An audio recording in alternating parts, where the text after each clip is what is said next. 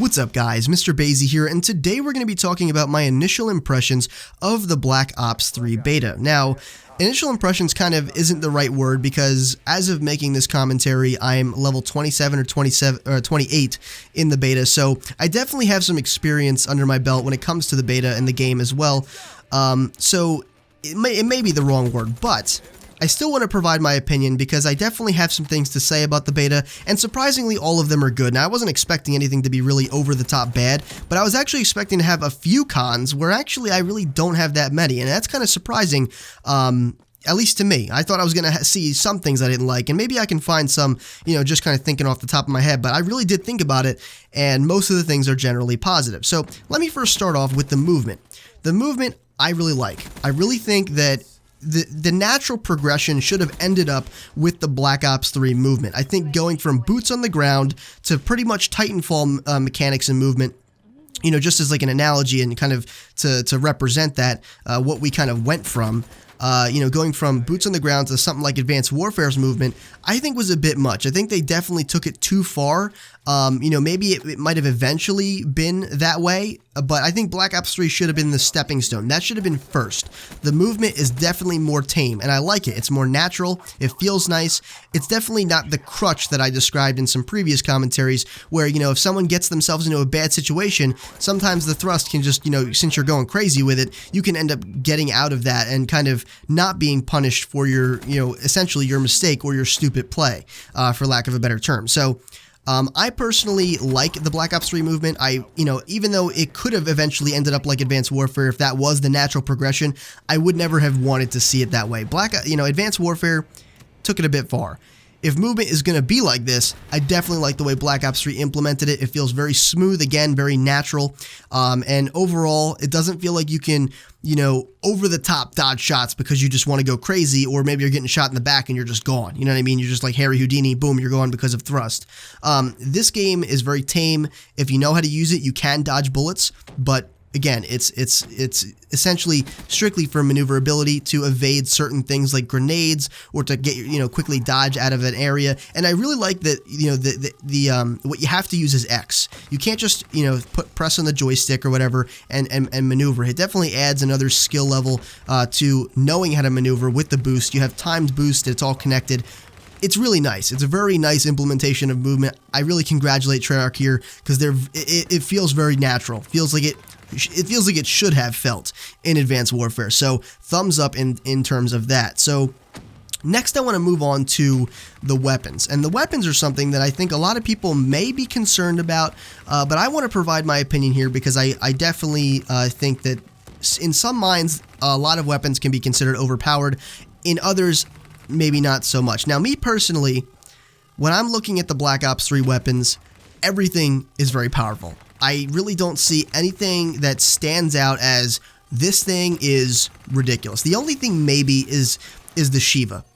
But to be honest, the fire rate of that weapon is pretty slow. Okay, it's not like a really high fire rate weapon, and it's also really not that great up close. So, it does have its counters, very blatant counters as well. They're not like, slight. They're pretty intense when if you're going to play as the counter to that weapon. But, everything is very powerful.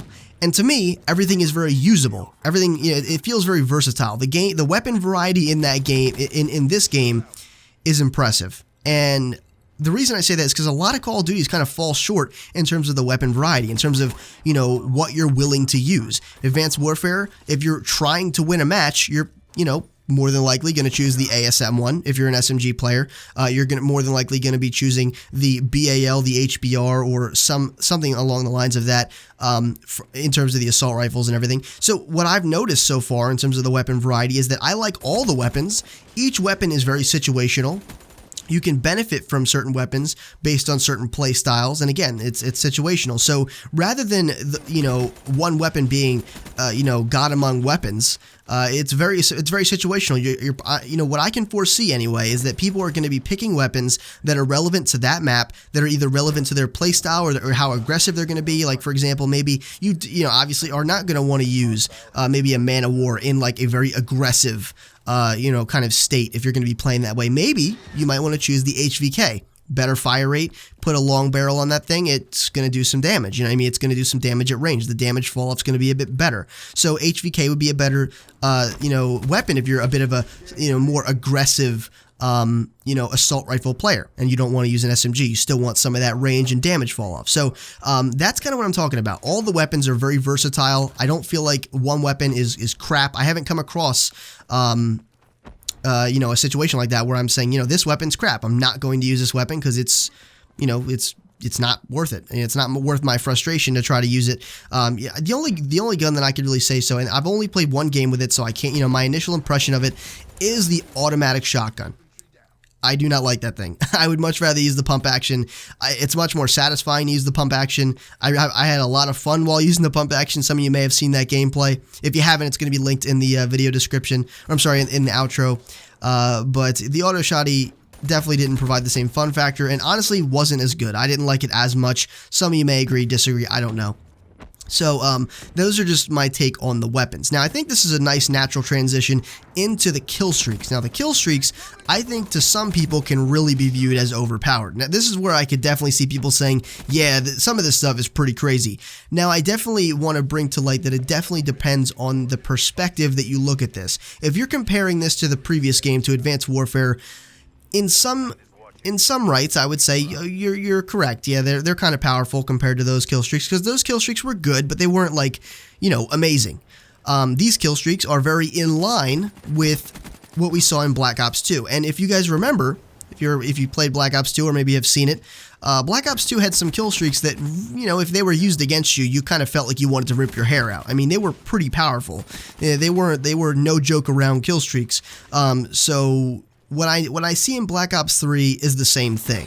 If I compare it to Black Ops 2, there's nothing wrong. There's no overpowered kill streaks or anything like that. Now, if I'm comparing it to, I know it's a bit old, but just for the sake of comparison and just the example, if I'm comparing it to Call of Duty 4, I would say, yeah, these things are way too powerful. These things are like, I can't believe they were even considered to be kill streaks in the game at that point. If I'm comparing it to a game like that. So I think it definitely depends on which game you're comparing it to. Black Ops 2, again, had some kill streaks that literally made you want to throw your head through your monitor, honestly. They were very frustrating at some instances. Again, the swarm, I mean, literally, you'd probably rather brush your teeth, play the cactus than play against the swarm. Okay, so I'm just saying, that's a pretty good example. So, in terms of that, I don't think that they're overpowered. Now, I haven't been able to tinker around with all the kill streaks yet, but I have used some of them, and I gotta say, even the default kill streak, the default max kill streak, at I think 975 points, you get the Talon. And this thing is like a remote-controlled minigun. It's insane. You guys are probably going to see it in this gameplay. It's ridiculous, guys. I absolutely love this this little kill streak. Whenever I get it, I get butterflies because I know I'm about to wreak some havoc with this thing. So it's a very powerful kill streak. Again, the point reward for it is very low, so you're not going to be getting insane amounts of points from this. But honestly, in terms of the power, I've definitely heard people on the other team saying this is overpowered. They're getting really pissed off, and understandably so. I mean, I'm in their spawn, wrecking them with this. I'm literally, I mean, you see it in this gameplay. So literally wrecking them with this thing. So yeah, I can see how they say, yeah, it's overpowered, but I mean, was the swarm any better? I mean, would you rather be getting killed by a swarm? Because I mean, at least with this, you can shoot it. At least with this, that you can kill it. I think the problem is a lot of people, they're just going about their day. They die and then they keep running. They're trying to evade it, when in actuality, there should be a team effort to try to take this thing out. And in some instances, I have been taken out quite quickly when teams decide to all shoot at me at once. But again, it's player based, it's skill based. You do have to kind of really understand the movement of it, evade the shots, and know how the thing plays to be good with it. But I can see where some people are coming from when they say it's overpowered. But when I compare it directly to Black Ops 2, I can't view it that way. I just simply cannot, because Black Ops 2 had such powerful kill streaks that this seems no different at all. And I like the variety that they're bringing into the game. So that's really all I have to say about that. The last thing I wanted to touch on, and I don't want to touch on it that long because I personally haven't done it that much, but it's sniping. I directly want to ask you guys, really, that's kind of why I wanted to bring it up. I want to ask you, what are your thoughts on the sniper not having any aim assist? Do you like it? Is it annoying to you? Is it frustrating to you? Do you like that there's a higher skill gap? Because me personally, I can quick scope. I'm not the best at it by no means. Actually the way that I personally like to snipe is more so along the lines of what you're going to see in a competitive match, in terms of, I'm going to sit there, hard scope, hold an area, hold a choke point maybe, and call people out when I see them and pick people off where I can. That's how I like to snipe.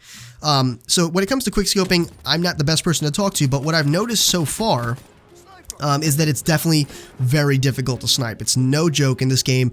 It is probably the hardest game to snipe in that we've seen. Black Ops 1, maybe you could make that argument because of the weirdness that was going on with sniping in that game, with the way Treyarch decided to take sniping in that game. But in this game, no aim assist really messes you up. So let me know what you're thinking in the comments down below. I want your opinions directly because I just wanted to ask you what your opinions are. I've seen some good snipers on this. I've been killed by some good snipers, but I've also seen a lot of people just miss shots that really they probably would have killed me with in other games. So let me know what you're thinking about that in the comments down below, guys. And while you're at it, make sure you rate the video what you think it deserved. And if you'd like to become a Sage in training, make sure you subscribe today. This has been MrBayeasy, your favorite Sage, and as always, I'll see you in the next video.